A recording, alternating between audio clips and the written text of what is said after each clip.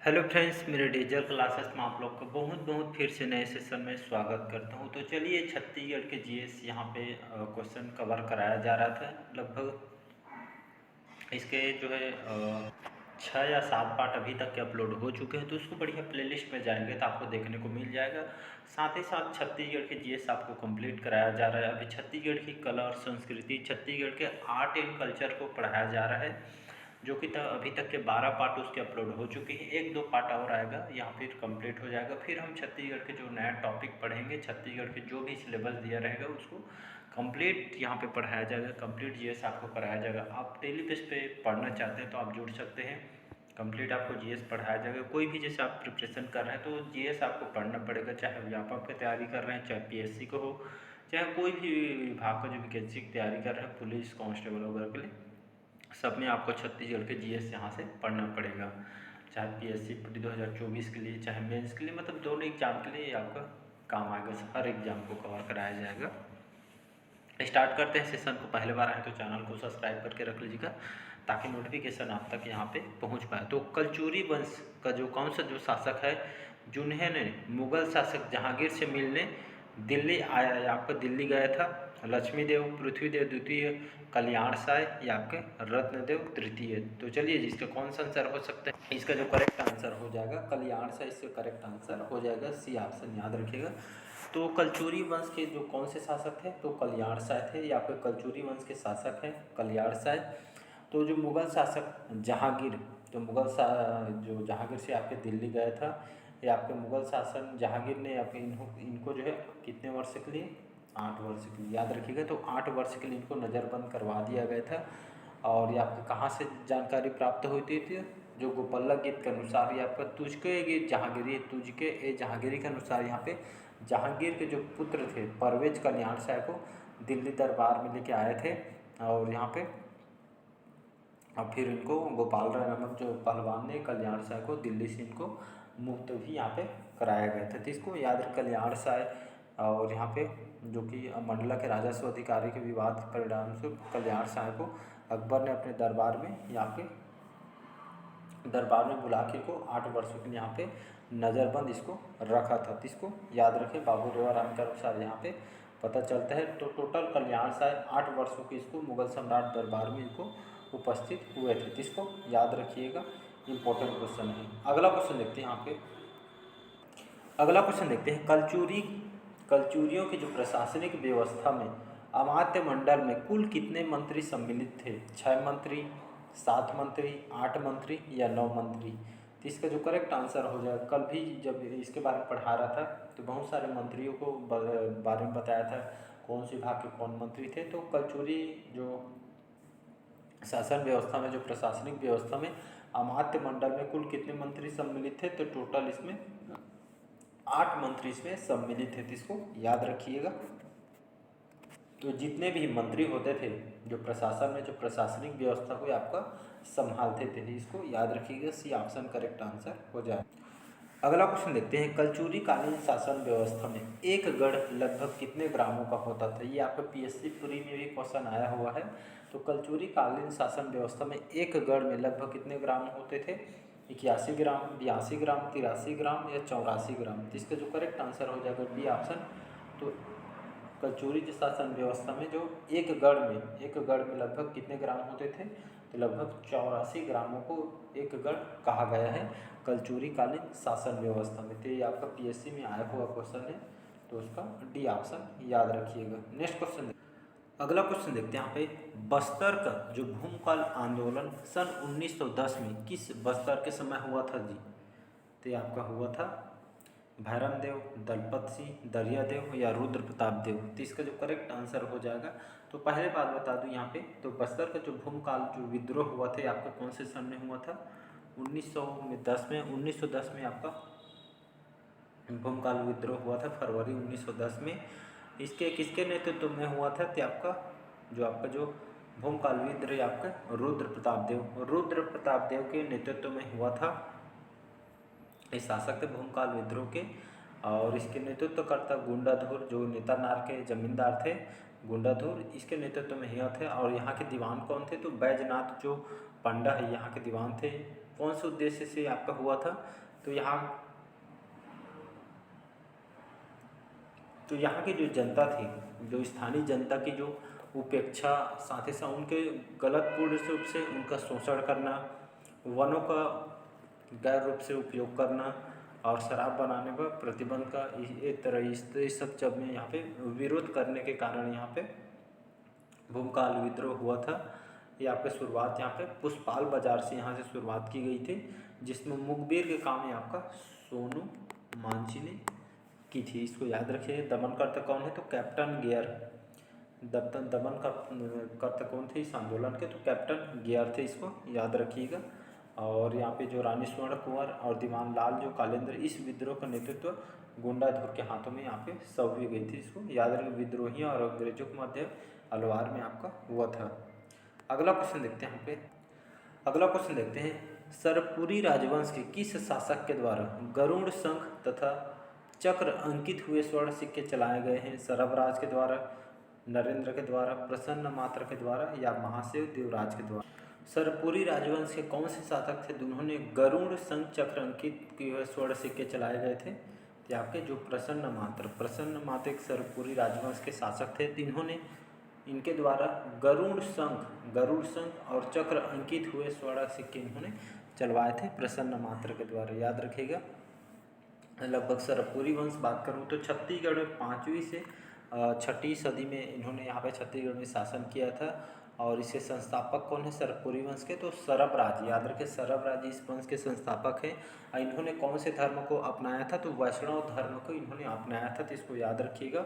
और देखेंगे जो प्रसन्न मात्र की बात करूँ, ये आपके सरभराज, इसके बाद प्रसन्न मात्र आए थे। तो ये आपके प्रमुख शासक हैं। और जो प्रसन्न मात्र हैं, इन्होंने निडीला नदी, जिसको अभी वर्तमान में इसको लीलागढ़ नदी के नाम से इसको जाना जाता है, इसी के किनारे यहाँ पे जो प्रसन्नपुर है, जिसको अभी मल्हार के नाम से इसको जाना जाता है, तो ये आपका नगर इन्होंने बसाया था। और गरुड़ चंद्र शंख युक्त इन्होंने सोने के सिक्के भी चलवाए हैं, जो कि आपके पीएससी में यहाँ से क्वेश्चन आपका पूछा गया है, जिसको याद रखिएगा।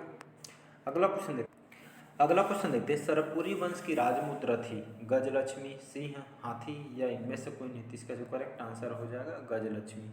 तो सरपुरी वंश की राजमुद्रा क्या थी जी? थी आपका गजलक्ष्मी थी। ये भी आपका पीएससी में क्वेश्चन आया हुआ है, तो इसको याद रखिए। सरपुरी वंश, इसके प्रमुख शासक सरभराज, प्रसन्न मात्र, जयराज, प्रवरराज प्रथम, सुदेवराज, फिर प्रवरराज द्वितीय, ये सभी जो है आपके सरपुरी वंश के शासक हैं। तो ये आपके इसके संस्थापक सरभराज हैं। सरभराज के बाद प्रसन्न मात्र, ये जो प्रमुख शासक हैं। तो इसके जो राजमुद्रा क्या थी? तो गजलक्ष्मी थी। तो इसको याद रखिए। इनके जो सिक्के होते थे, मुद्रा होते थे, जिसमें गजलक्ष्मी अंकित इन्होंने करवाए हुए थे।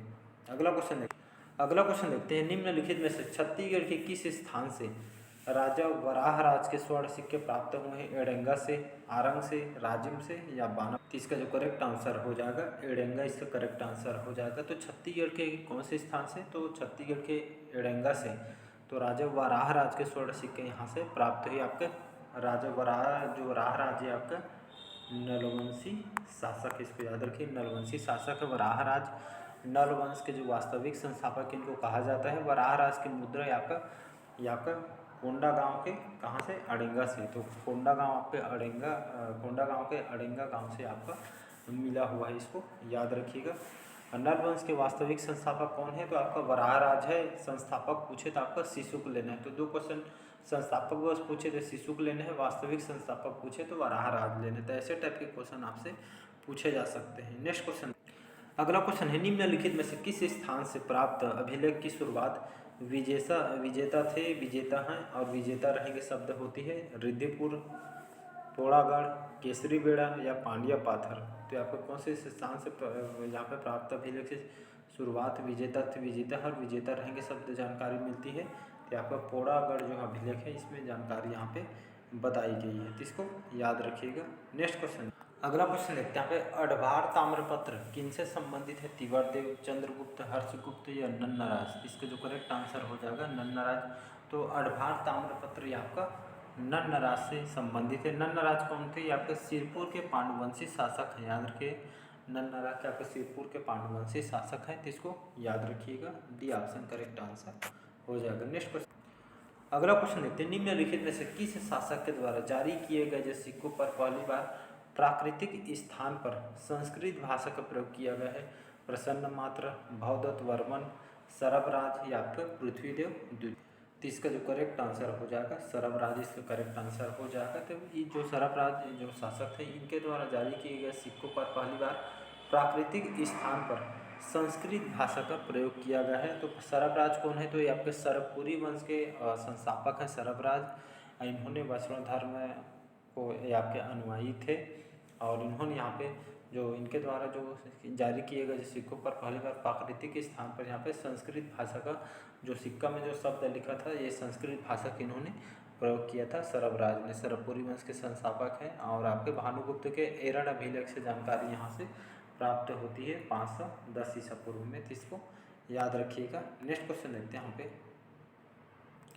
अगला क्वेश्चन देखते हैं यहाँ पे, प्रसन्नपुर शहर की स्थापना किसने की थी? सरबराज ने, नरेंद्र ने, प्रसन्न मात्र, सिद्धेवराज। तो इसका जो करेक्ट आंसर हो जाएगा प्रसन्न मात्र।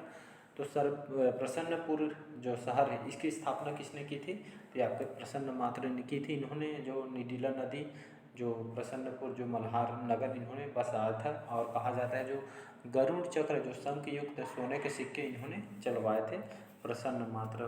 तो इसको याद रखिएगा। जयराज जो प्रसन्न मात्र का पुत्र है इसको याद रखिएगा। सी ऑप्शन करेक्ट आंसर हो जाएगा। तो यहाँ पे हर साल मल्हार महोत्सव का भी आयोजन होता है। अगला कोई क्वेश्चन देखते हैं, निम्नलिखित में से किस शासक की हत्या कर इंद्रबल ने छत्तीसगढ़ में पांडु वंश की नींव रखी थी? सुदेवराज, प्रवरराज प्रथम, प्रवरराज द्वितीय या आपका।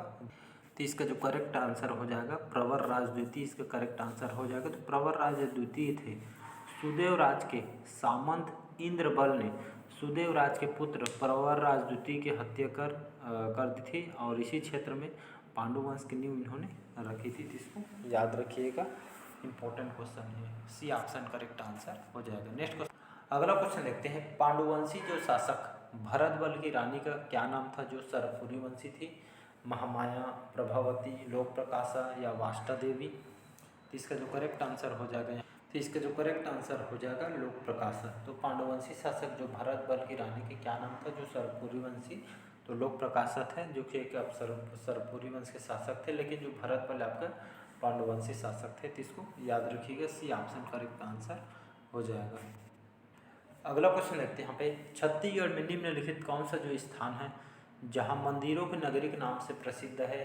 सिरपुर, राजिम, रतनपुर या आरंग। ये भी आपके पीएससी में क्वेश्चन आया हुआ है। तो इसका जो करेक्ट आंसर हो जाएगा, तो इसका जो करेक्ट आंसर हो जाएगा यहाँ पे आरंग, इसका करेक्ट आंसर हो जाएगा। आरंग जो है आपका रायपुर के अंतर्गत आती है। तो छत्तीसगढ़ में जो रायपुर का जो आरंग है इसी स्थान को मंदिरों का नाम नगरी के नाम से प्रसिद्ध है। मंदिरों की नगरी क्यों कहा जाता है? तो ये खास करके जो आरंग जो है छत्तीसगढ़ की मंदिरों की नगरी के नाम से ही प्रसिद्ध है।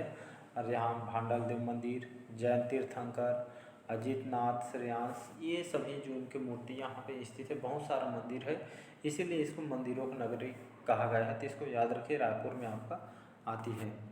अगला क्वेश्चन देखते हैं यहाँ पे। अगला क्वेश्चन देखते हैं, महाजनपद काल में छत्तीसगढ़ क्षेत्र निम्नलिखित में से किस महाजनपद के अंतर्गत आता है? कौशल महाजनपद, अवंती महाजनपद, चेदी महाजनपद या आपका वज्जी महाजनपद। तो इसका जो करेक्ट आंसर हो जाएगा चेदी महाजनपद। तो महाजनपद काल में छत्तीसगढ़ क्षेत्र आपका चेदी महाजनपद के अंतर्गत आता था। तो इसको याद रखिएगा। C option correct answer. अगला क्वेश्चन देखते हैं, सातवाहन कालीन जो राजा है अपिलक के जो मुद्रा छत्तीसगढ़ के किस स्थान से प्राप्त हुई? बालपुर, चकरबेड़ा, गंजी या आपका गुंजी है और यहाँ पर किरारी। तो इसका जो करेक्ट आंसर हो जाएगा बालपुर, इसका करेक्ट आंसर हो जाएगा। तो सातवाहन कालीन जो राजा है अपिलक के मुद्रा छत्तीसगढ़ के बालपुर से इनके जो मुद्रा की जानकारी यहाँ से पता चला है। तो राजा जो अपिलक की मुद्रा छत्तीसगढ़ के बालपुर से प्राप्त हुई, जो कि जांजगीर चांपा के अंतर्गत आती है। यहाँ से मुद्रा यहाँ से प्राप्त हुई है। तो इसको याद रखिए। सातवाहन वंश देखेंगे तो लगभग 72 से लेकर 200 ईस्वी तक यहाँ पे इन्होंने शासन की थी। राजधानी प्रतिष्ठान जो महाराष्ट्र में आती है, तो इसको यहाँ पे अपने जो है राजधानी बनाई थी छत्तीसगढ़ में। सातवाहन कालीन साक्ष्य यहाँ से मुद्रा, शिलालेख, स्तंभलेख, स्थापत्य वगैरह यहाँ से आपका प्राप्त हुई है। और छत्तीसगढ़ में सातवाहन कालीन यहाँ से बहुत सारे साक्ष्य भी मिले हुए हैं। जैसे आपके मुद्रा मल्हार से, बालपुर चकरपेड़ा शिलालेख, गुंजी शिलालेख और स्तंभ लेख किरारी, ये सभी जो है यहाँ से सातवाहन वंश की जानकारी यहाँ से प्राप्त हुई है। तो चलिए आज का सेशन हम यहीं तक रखते हैं, बाकी जो क्वेश्चन हम अगले पार्ट में क्वेश्चन को कवर कराएंगे। पहले बार आए तो चैनल को सब्सक्राइब करके रख लीजिए ताकि नोटिफिकेशन आप तक यहाँ पे पहुँच पाए। बुक के साथ साथ क्वेश्चन भी लगाना और क्वेश्चन को देखना बहुत ही ज़रूरी है, इसको याद रखिएगा। तो मिलते हैं अगले पार्ट में, आज के सेशन में हम यहीं तक रखते हैं। Thank you.